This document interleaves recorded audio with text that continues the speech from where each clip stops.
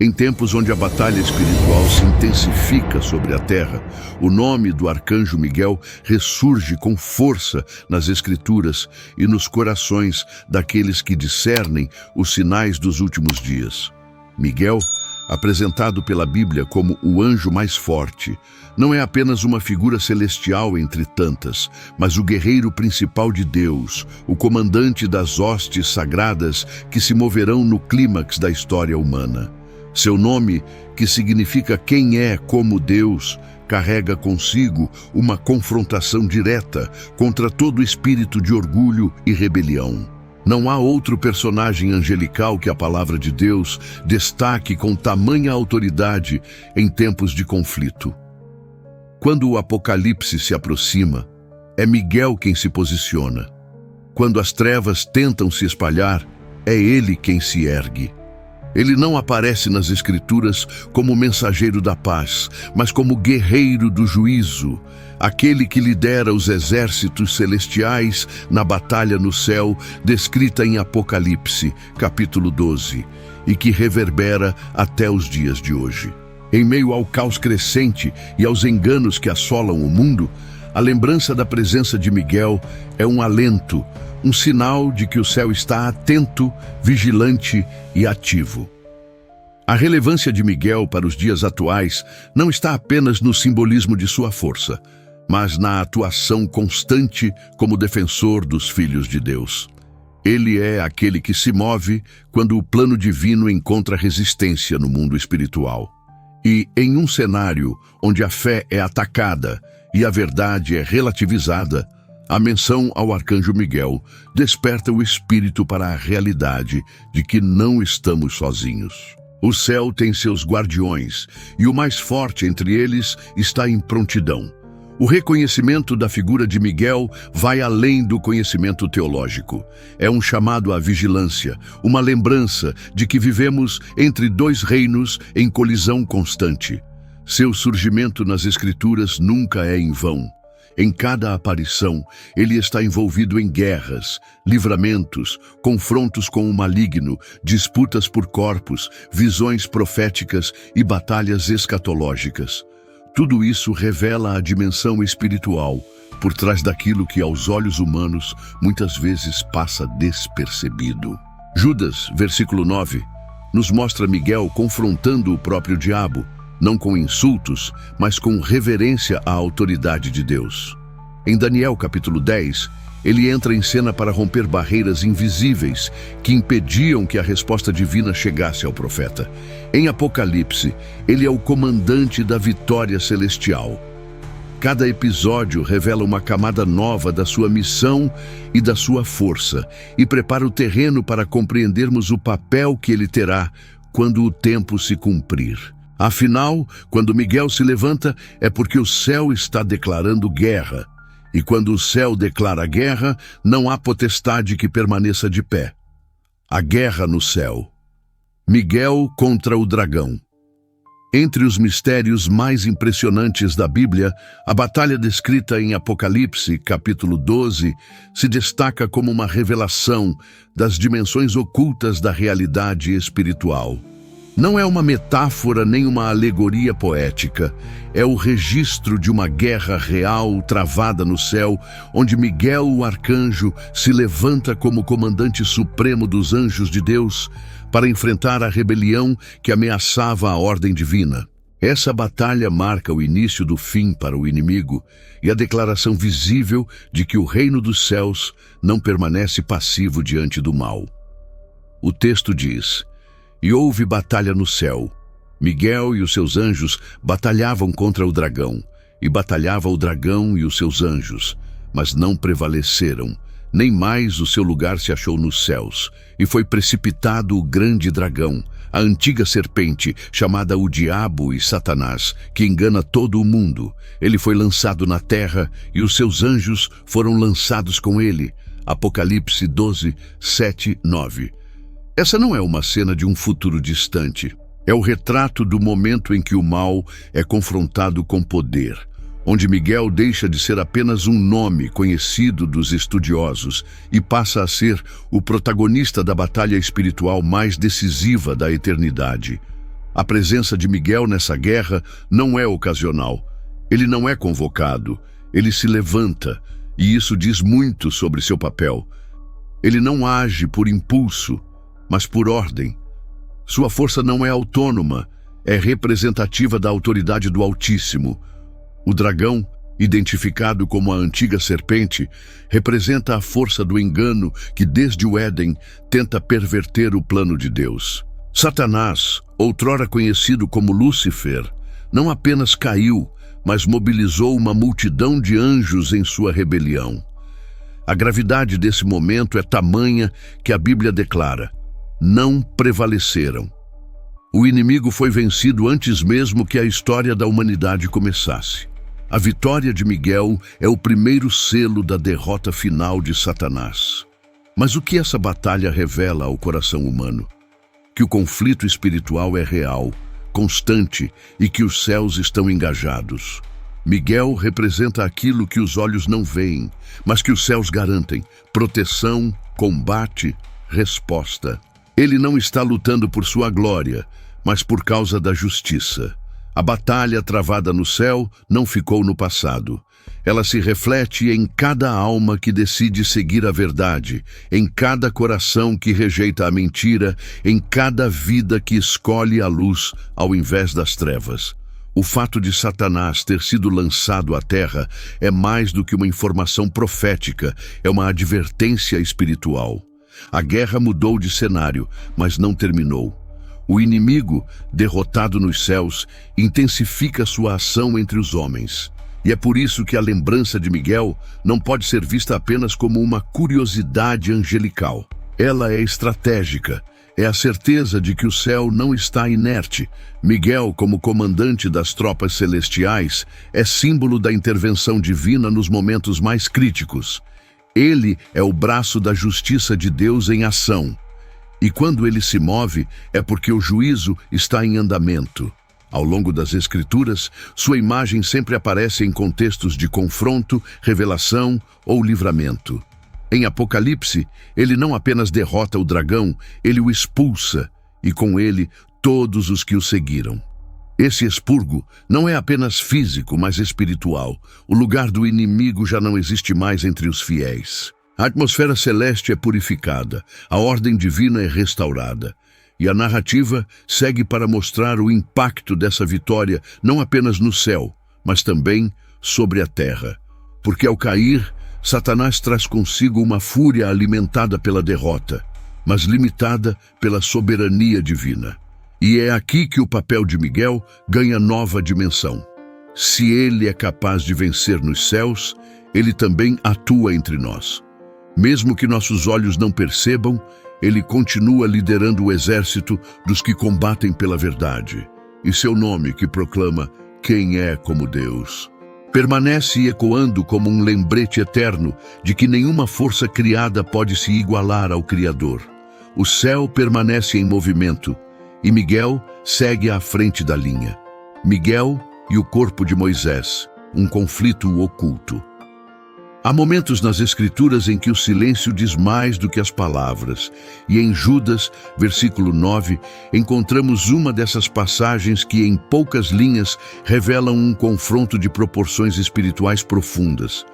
O arcanjo Miguel, quando contendia com o diabo disputando acerca do corpo de Moisés, não ousou pronunciar juízo de maldição contra ele, mas disse: "O Senhor te repreenda."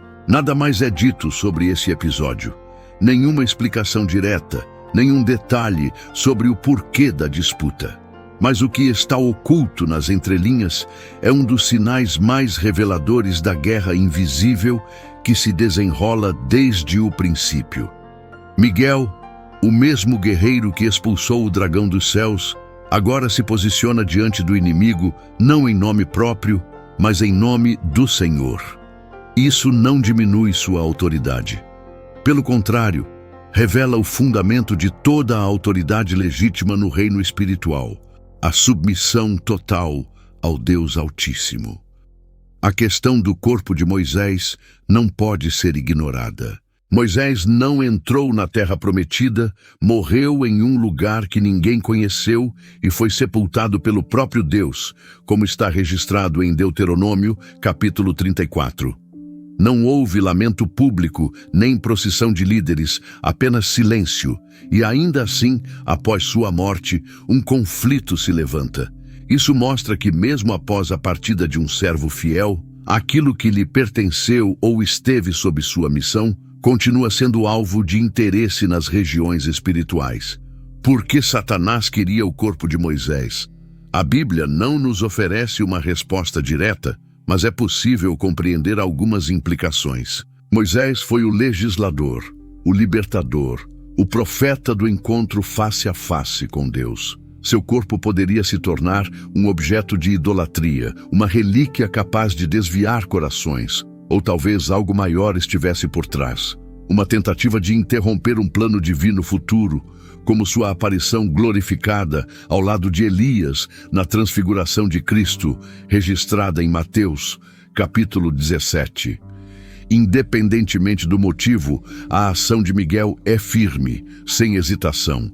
Ele não discute teologia com o diabo, não negocia, não eleva a voz em rebelião. Ele apenas declara: "O Senhor te repreenda." É a imagem perfeita de um servo que entende sua posição. Miguel sabe que sua força está em obedecer, não em confrontar fora da autoridade divina. E isso também nos ensina que nem mesmo o mais poderoso entre os anjos age fora da direção de Deus. Essa disputa revela que o corpo de Moisés ainda tinha valor no plano eterno. Não como instrumento de culto, mas como peça-chave de um testemunho que ainda se cumpriria. E é esse zelo que Miguel representa. O cuidado com o que Deus separou, a proteção daquilo que carrega propósito. Ele é o guardião dos planos do Altíssimo, mesmo quando esses planos não são revelados aos homens. A atitude de Miguel contrasta diretamente com a ousadia do inimigo. Enquanto Satanás tenta se apropriar do que não lhe pertence, Miguel defende aquilo que Deus selou. E essa diferença define toda a estrutura da guerra espiritual. O diabo age por usurpação, Miguel age por delegação. O inimigo invade, Miguel guarda. E essa guarda não termina com a morte, pois aquilo que é separado por Deus jamais é abandonado. O silêncio em torno desse episódio não deve nos afastar, mas nos atrair. Ele nos convida a enxergar o que não se vê, a reconhecer que há batalhas sendo travadas em dimensões onde o tempo, o espaço e a matéria obedecem a outras leis, onde o que para nós terminou, para o céu continua sendo parte de um plano maior. E Miguel está lá, como esteve desde o princípio, atento a tudo que Deus chama de sagrado. A missão profética de Miguel para os últimos dias. Há um momento nas Escrituras em que o tempo parece parar e a cortina do invisível se abre. Em Daniel, capítulo 12, versículo 1, lemos: "Naquele tempo se levantará Miguel, o grande príncipe, que se levanta a favor dos filhos do teu povo. E haverá um tempo de angústia, qual nunca houve desde que houve nação até aquele tempo." Essa profecia não está distante. Ela pulsa, ela respira. Ela se aproxima do nosso tempo com uma precisão que arrepia. Miguel, o mesmo que enfrentou o dragão e que protegeu o corpo de Moisés, agora é apontado como a chave de um momento apocalíptico. Mas o que significa naquele tempo? Que tempo é esse que justifica a intervenção direta do arcanjo mais poderoso? Não é um tempo comum. É o tempo da maior angústia que o mundo já viu. Um tempo onde sistemas ruirão, onde alianças se desfazem, onde até os fundamentos da fé serão testados. E nesse tempo, Miguel se levanta. Ele não é enviado, ele se ergue como quem sente a urgência, como quem reconhece que chegou a hora em que os céus não podem mais permanecer em silêncio. E ele se levanta não por si, mas por aqueles cujos nomes estão escritos no livro, o livro da vida. Miguel conhece os nomes. Ele sabe por quem lutar. Ele sabe quem pertence ao reino. Essa imagem é mais do que profética, é profundamente pessoal. Imagine que o céu guarda o seu nome, que quando as trevas parecerem prevalecer, quando tudo em volta parecer ruir, alguém se levanta por você. Alguém que não esqueceu, alguém que sabe exatamente onde você está. Miguel não é uma ideia abstrata, ele é a resposta de Deus em tempos de extrema tribulação. Essa missão profética de Miguel está diretamente ligada à consumação dos tempos, e sua aparição nas profecias de Daniel não está isolada. Ela aponta para um alinhamento entre céu e terra, onde os servos de Deus são alvos de perseguição, mas também de livramento, porque o versículo continua: mas naquele tempo será salvo o teu povo, todo aquele que for achado escrito no livro. Não é salvação genérica, é salvação pessoal, registrada e assegurada. Daniel, ao receber essa revelação, não estava vivendo tempos tranquilos. Ele estava exilado, longe de casa, enfrentando impérios e vendo sua fé ser pressionada todos os dias. Mas Deus mostra que há uma linha do tempo maior, que o sofrimento não será para sempre, que há um momento específico em que Miguel se moverá novamente, e quando isso acontecer, o livramento virá. A ambição de Miguel para os últimos dias é, portanto, a missão da esperança. Ele não vem para anunciar destruição, mas para garantir que, no meio da destruição, haverá livramento. Ele se levanta para aqueles que permaneceram firmes, mesmo em silêncio, mesmo no anonimato. Ele luta por aqueles que continuam escritos, mesmo quando o mundo tenta apagá-los. Não se trata apenas de Israel, embora essa seja a sua missão histórica. Trata-se de todos os que foram enxertados na promessa, todos os que pertencem ao reino, todos os que foram lavados e selados. Miguel representa a lembrança de que, em meio ao caos, o céu ainda tem planos. E não apenas planos, mas soldados, líderes e guardiões. O tempo que virá exigirá mais do que força humana. Exigirá fé, discernimento e resistência.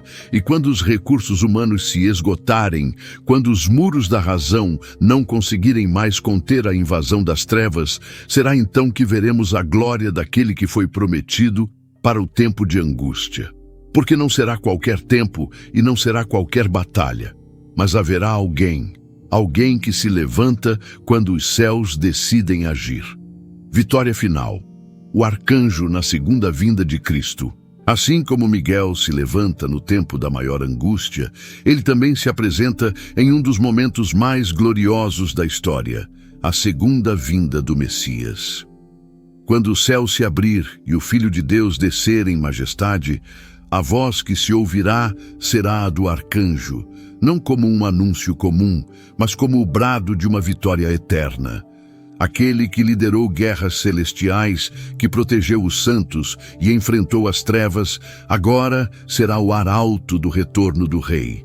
Está escrito em 1 Tessalonicenses, capítulo 4, versículo 16. Porque o mesmo Senhor descerá do céu com alarido e com voz de arcanjo e com a trombeta de Deus, e os que morreram em Cristo ressuscitarão primeiro. A voz de Miguel, misturada ao som da trombeta, não é apenas um chamado, é um sinal profético de que chegou o momento em que tudo será restaurado. O tempo da espera chega ao fim, e os céus se movem em direção à terra com uma força jamais vista. A presença de Miguel nesse evento não é decorativa. Ele representa o poder do céu em movimento. Sua voz, ao ecoar nas dimensões espirituais, desperta os mortos que dormem em Cristo, quebra os limites da matéria e sela o início de uma nova era. Ele é o guerreiro que anuncia a paz definitiva, o combatente que proclama o descanso, o comandante que abre caminho para que o Senhor reine visivelmente entre os homens. Tudo o que foi profetizado sobre julgamentos, batalhas e livramentos encontra seu clímax aqui. A história que começou com guerras no céu, com resistências invisíveis e defesas espirituais, termina com a aparição pública daquele que sempre esteve ao lado do Altíssimo. Miguel não é exaltado, mas exaltador. Ele aponta para o verdadeiro centro de toda a história, Jesus Cristo. E nesse anúncio, há uma mensagem para todos os que ainda caminham por fé. Miguel não apenas proclama a vinda, ele garante que a voz do céu será ouvida, que os que descansam esquecidos pela história serão lembrados pelo som da eternidade, e que nenhum dos escritos no livro será deixado para trás.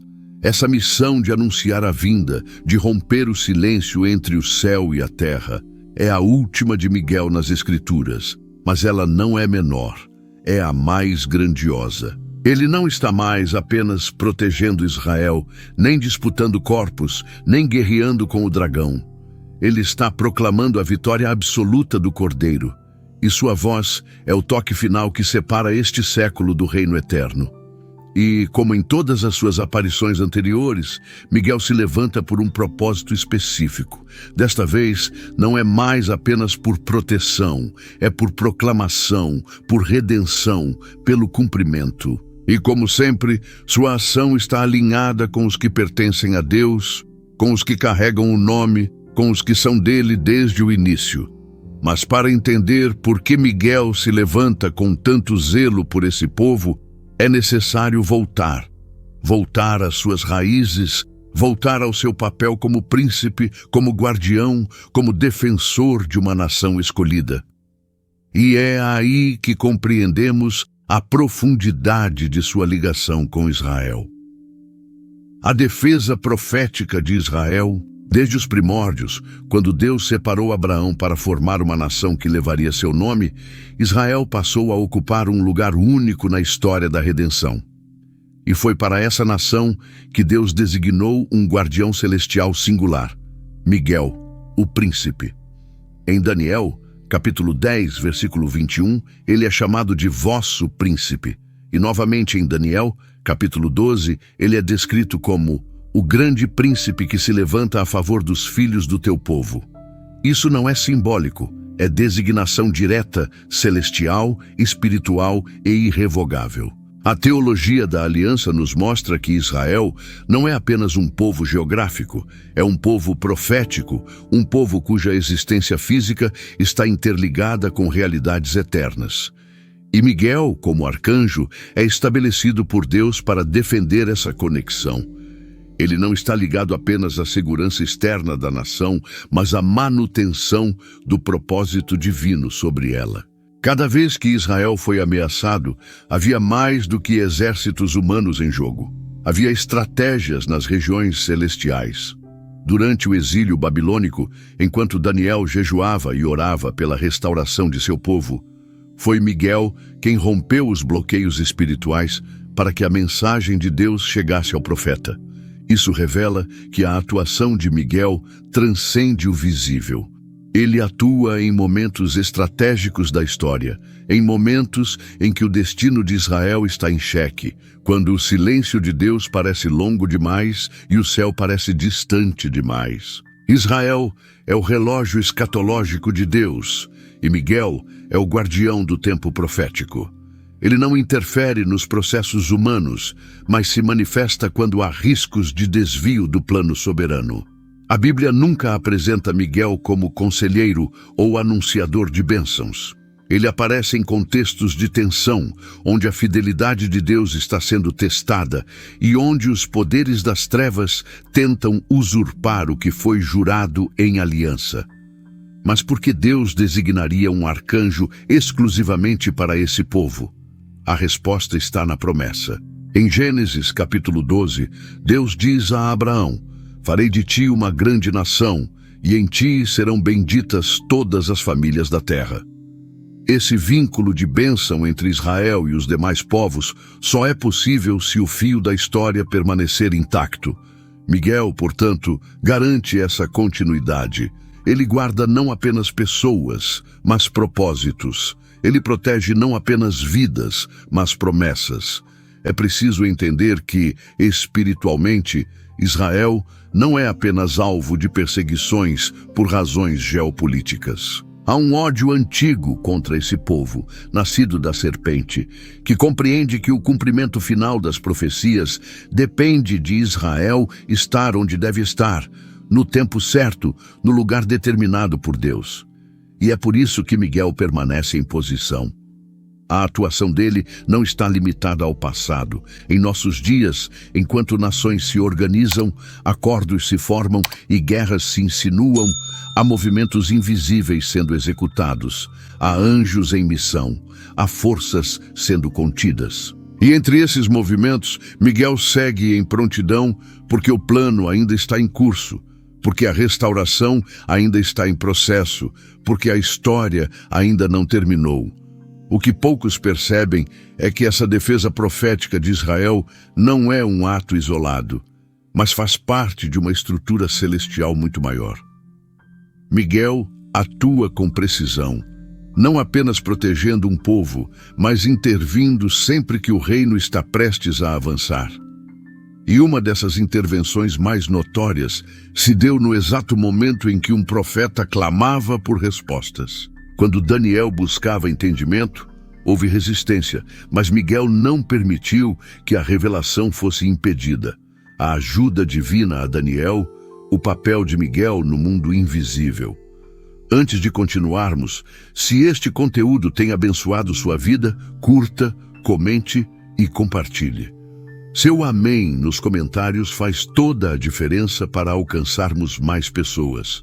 Se inscreva no canal e, se quiser abençoar o canal, deixe um superchat de qualquer valor ou torne-se membro. Assim, continuamos investindo em pesquisas e melhorias para abençoar ainda mais a sua vida. Continuando, entre as cenas mais poderosas e reveladoras do Antigo Testamento está aquela que se desenrola nas margens do rio Tigre, quando um anjo é enviado a Daniel com uma resposta do céu, mas é impedido. O que parecia ser apenas mais uma visão profética se transforma em uma das descrições mais nítidas sobre a guerra espiritual que ocorre fora do alcance dos sentidos humanos. E é justamente neste momento que Miguel, o arcanjo, entra novamente em cena. Daniel, já idoso, havia iniciado um jejum de 3 semanas. Ele não comeu alimentos especiais, não se ungiu com óleo e passou esse período em oração, buscando entendimento sobre o que aconteceria com seu povo. Daniel, capítulo 10, versículo 2 em diante, descreve esse jejum e a visão que o segue. A resposta demorou 3 semanas de silêncio, 3 semanas sem nenhum sinal do céu. Mas o que ele não via era que desde o primeiro dia a resposta já havia sido liberada. O atraso não foi divino, foi resistido.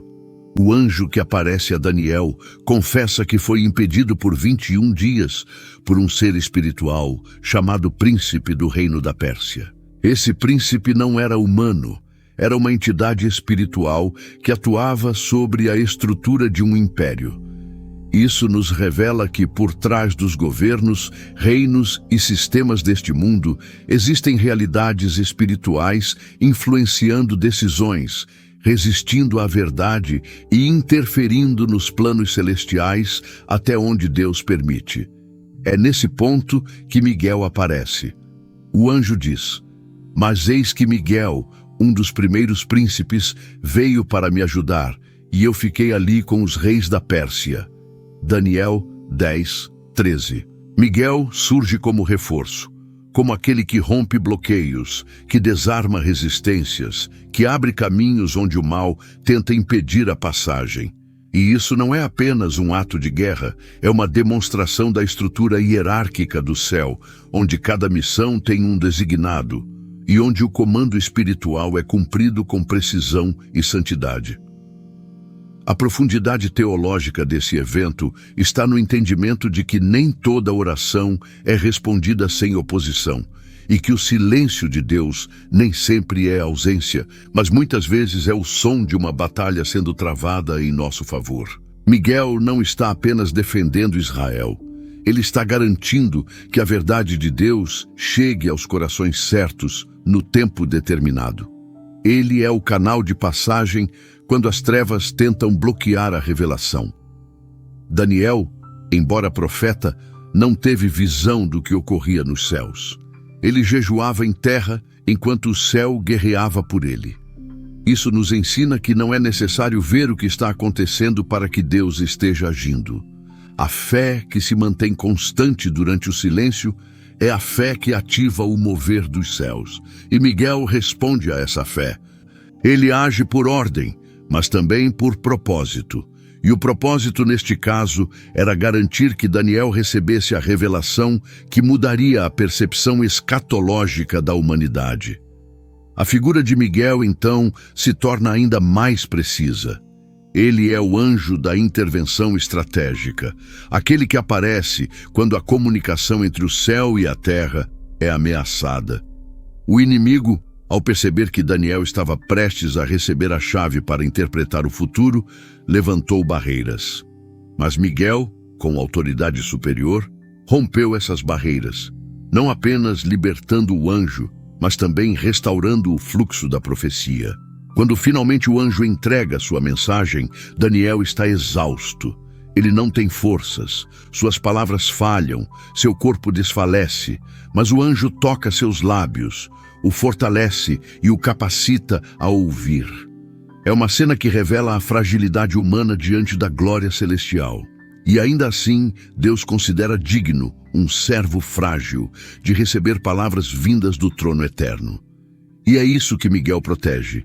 Ele protege a comunicação entre Deus e seus escolhidos. Ele protege o processo revelatório. Ele guarda a ponte entre o que é eterno e o que é temporal. A missão de Miguel aqui não termina com a entrega da mensagem. O anjo declara que, após falar com Daniel, ele voltaria à batalha. A guerra espiritual continua mesmo após a revelação, porque a verdade revelada precisa ser sustentada espiritualmente para que frutifique. E esse é o tipo de missão que revela a grandeza de Miguel. Ele não apenas abre o caminho, ele permanece vigiando enquanto a palavra germina. E essa permanência é essencial para entender como o mal se espalhou desde os primeiros dias, como a rebelião espiritual que começou nos céus, encontrou solo fértil entre os homens. E é por isso que, para compreender a raiz dessa batalha invisível, precisamos voltar ainda mais até o momento em que o primeiro brilho de orgulho se acendeu no coração de um anjo que um dia foi chamado de portador da luz, queda de Lúcifer e a rebelião dos anjos. Antes da terra girar pela primeira vez, antes do Éden florescer, antes de o homem ser moldado do pó, houve um silêncio quebrado no céu, um som imperceptível aos ouvidos humanos, mas retumbante nos corredores da eternidade. O som da rebelião. Lúcifer, um ser de luz ornado com pedras preciosas, um querubim ungido e perfeito em beleza e sabedoria, elevou seu coração acima do trono que deveria adorar. Em Ezequiel, capítulo 28, versículos 12 a 17, somos conduzidos ao retrato desse ser celestial.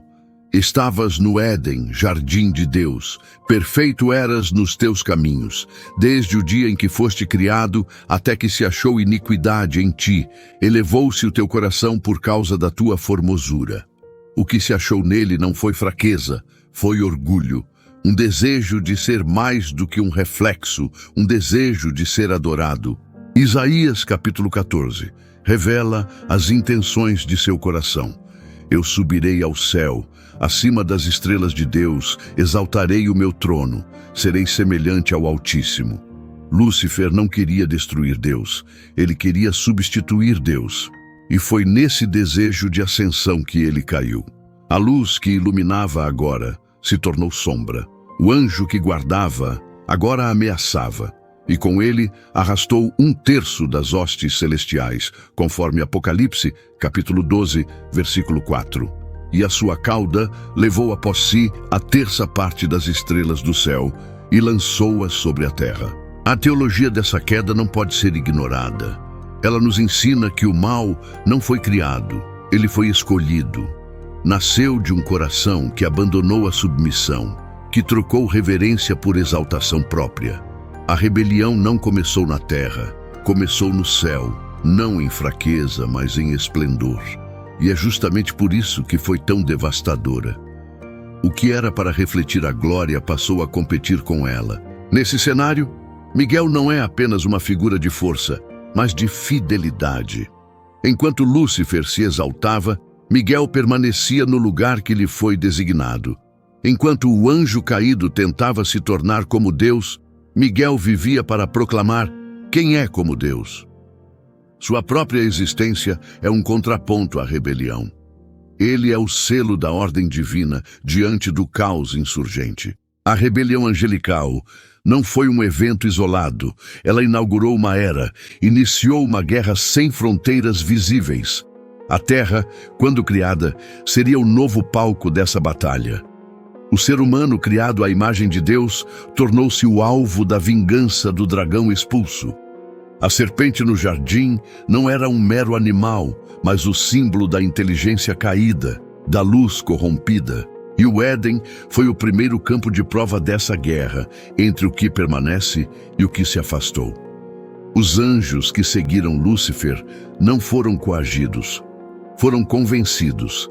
A liberdade que receberam se tornou instrumento de queda, e o julgamento que pesa sobre eles é absoluto, pois se Deus não poupou os anjos que pecaram, mas os lançou no inferno, entregando-os às cadeias da escuridão, ficando reservados para o juízo.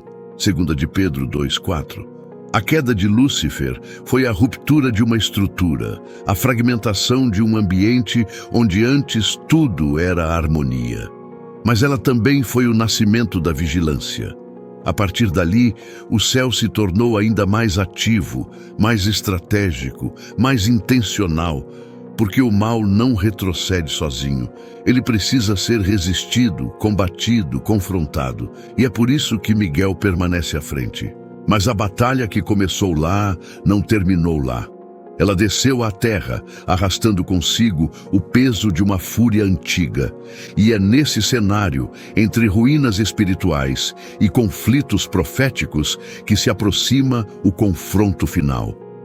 Um campo de guerra onde Miguel não lutará sozinho, mas liderará as forças celestes em direção à vitória, num dia que já foi escrito, mas ainda não chegou. A continuação da guerra na terra até o Armagedon, quando Lúcifer foi expulso do céu, sua derrota não significou o fim da batalha. Pelo contrário, marcou o início de uma nova fase. Uma fase em que o campo de guerra se deslocou dos céus para a terra.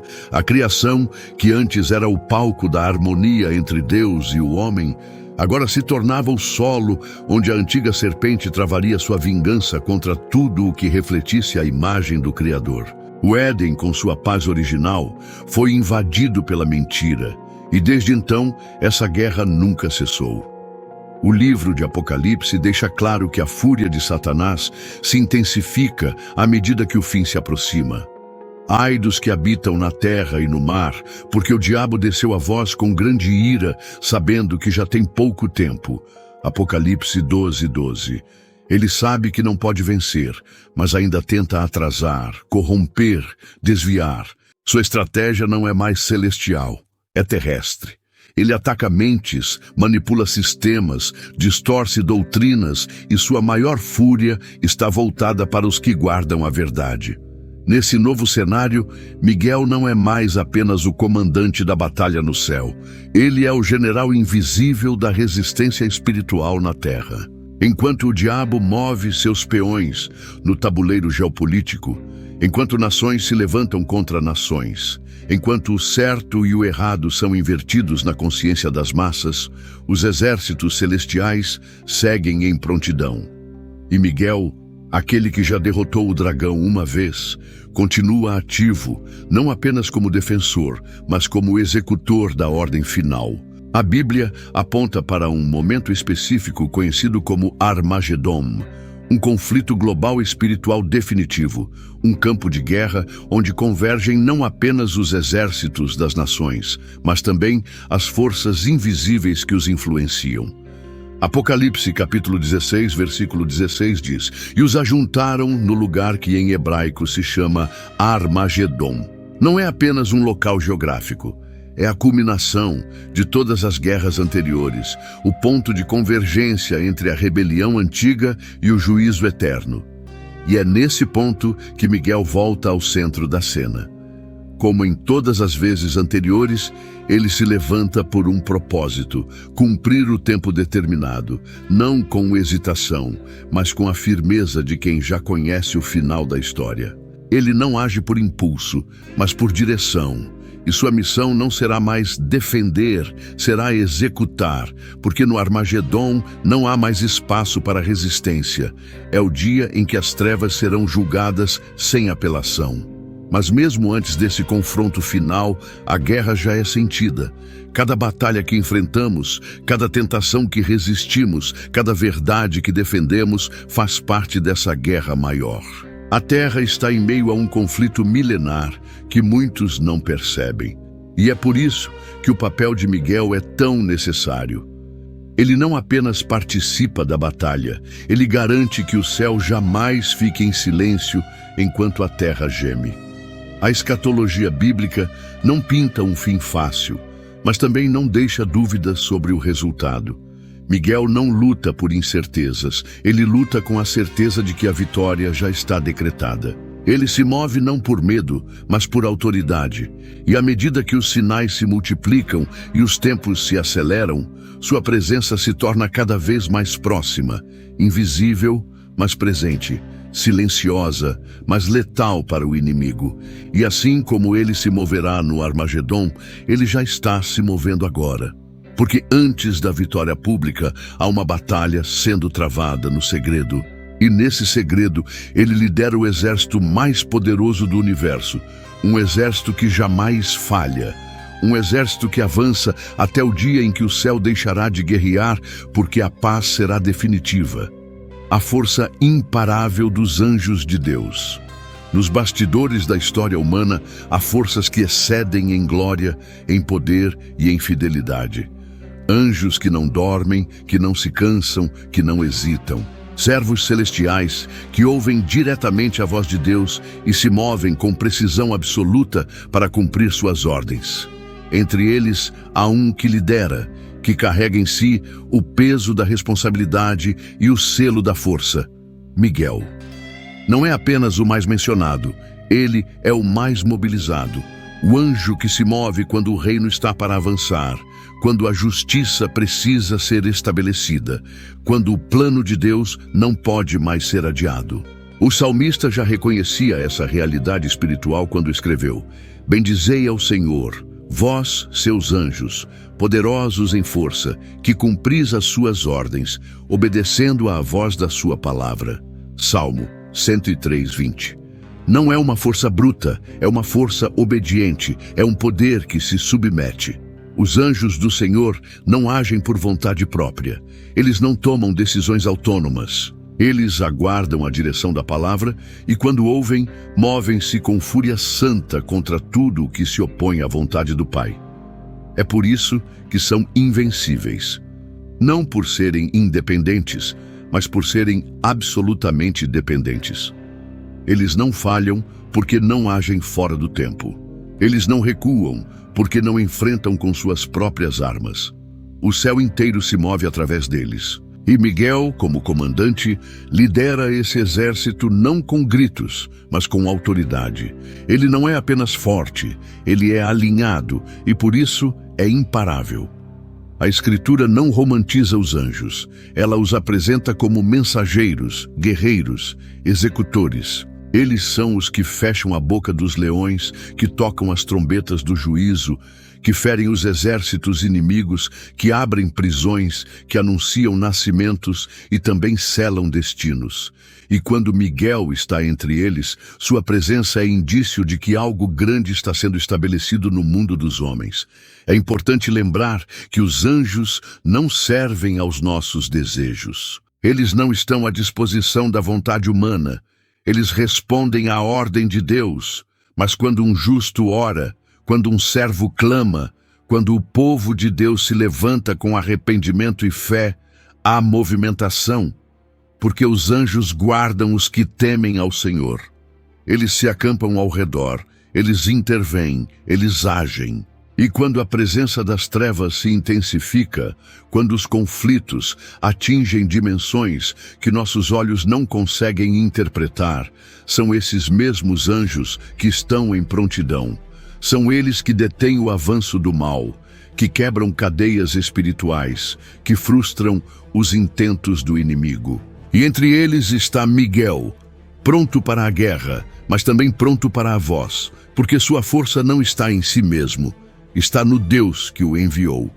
Cada vez que um servo é poupado, que uma igreja é preservada, que a palavra chega apesar da resistência, essas são marcas da intervenção desses seres fiéis. E enquanto o mundo desacredita, o céu age em silêncio, mas com fogo, invisivelmente, mas com precisão. Porque a missão não é ser visto, é cumprir o que foi decretado. E se há algo que o papel de Miguel nos ensina, é que o reino de Deus não está desprotegido, que a terra pode tremer, os impérios podem se erguer, as nações podem se rebelar, mas o céu permanece em prontidão. E quando chegar o tempo determinado, quando o livro for aberto, quando a trombeta soar, não será mais um tempo de espera, será tempo de movimento, de execução, de manifestação. E os anjos que hoje lutam nas sombras brilharão em glória, não para serem adorados, mas para que todo joelho se dobre diante daquele que vem. Porque a guerra espiritual tem um fim, e a vitória já foi selada. Quando olhamos para tudo o que foi revelado sobre Miguel, o arcanjo, não estamos apenas diante de um anjo poderoso. Estamos diante de um testemunho vivo da fidelidade do céu. Miguel é o reflexo da justiça que não falha, da proteção que não dorme, da autoridade que só se move quando a vontade de Deus assim determina. Ele não busca glória para si, ele aponta a cada movimento para aquele que reina. Do conflito eterno no céu até os combates silenciosos aqui na terra, sua missão tem sido a mesma: preservar o plano de Deus, proteger os escolhidos, anunciar a vitória. Miguel aparece em momentos-chave da história bíblica, e sua aparição é sempre um sinal de que o céu está agindo, que Deus está presente, que a guerra espiritual não é uma metáfora, mas uma realidade invisível, sustentada por mãos celestiais. E ao longo de tudo que ouvimos, há um fio condutor: o cuidado de Deus pelos seus. Um cuidado que começa antes de nascermos, que atravessa a história, que se move no invisível e que culmina na certeza de que, no fim, a luz vence, a justiça vence, o Cordeiro reina. Essa história não é sobre Miguel, é sobre o Deus que o levantou, e é sobre você, sobre o quanto você é precioso para que o céu se mova com tanta intensidade, sobre o quanto Deus deseja que você esteja de pé quando tudo ao redor desmorona, sobre o quanto Ele ainda te chama. Talvez você esteja ouvindo tudo isso e percebendo que se afastou, que o fogo esfriou, que a guerra te desgastou, ou talvez nunca tenha entregado seu coração a Cristo. Mas hoje, agora, enquanto ouve essa mensagem, você sente que é hora de voltar ou de começar. E se esse é o seu momento, se essa é a sua decisão, não há dia melhor que hoje. Se você deseja se reconciliar com nosso Salvador Jesus Cristo, por ter se afastado dos caminhos, ou quer iniciar uma nova jornada rumo à salvação eterna, comente aqui embaixo: eu te aceito, Senhor Jesus, como meu único e suficiente Senhor e Salvador da minha vida. E se essa mensagem falou ao seu coração, comente amém aqui embaixo. Isso não apenas fortalece sua fé, mas ajuda essa palavra a alcançar mais vidas, porque o mundo precisa ouvir, precisa saber que há uma guerra em andamento, mas também que há um Salvador que venceu e que mesmo agora está com os braços abertos para te receber. Compartilhe essa mensagem. Alguém precisa ouvir isso hoje. Que o Senhor te guarde e que Miguel permaneça em prontidão, porque você é amado, você é escolhido e o céu ainda está lutando por você. Até a próxima.